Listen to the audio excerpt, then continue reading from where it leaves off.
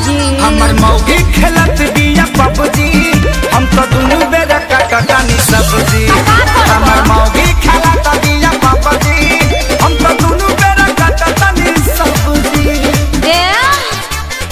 देखो हौ लुगा धइल बा आदमी खानी खींच दो ना तो पुलिस के फोन करके कह देब कि हमार भतार 4 दिन से खोखता। अरे ना हो जातनी हाँ ठीक बा जल्दी जा।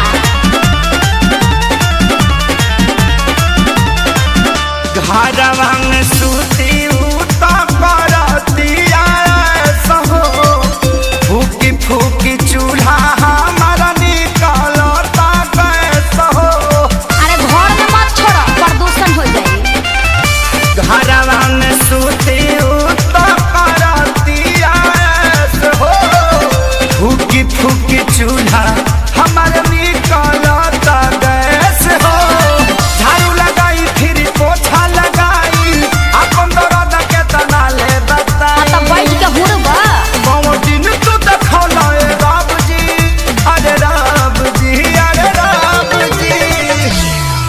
हमर मौगी खेलत बिया पबजी हम तो दुनु बेरा काटतानी सब्जी।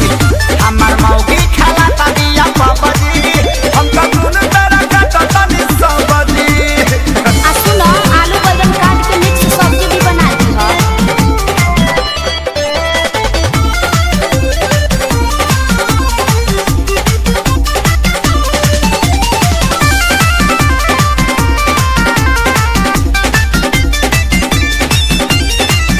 माझी माझी बरतन दर्द करता कालाई अब से करो ना सरऊ लेला तू विदाई। सार साहू मत करो चुपचाप काम करो ई जाए वाला नहीं थे। माझी माझी बरतन दर्द करता कालाई अच्छा अब से करो ना सरऊ लेला तू विदाई। रहे खेसारी के हीरो में बड़ा नाम हो सोनू सुधा को साथे भइले गुलाम हो।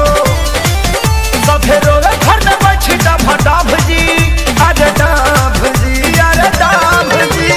अल्ले में ला बच्चा हमर मौगी खेलत बिया पबजी हम तो दुनु बेरा काटतानी सब्जी। हमर मौगी खेलत बिया पबजी हम तो दुनु बेरा काटतानी सब्जी। चुप रह जानू रिवाइटल खा के काम करत रह।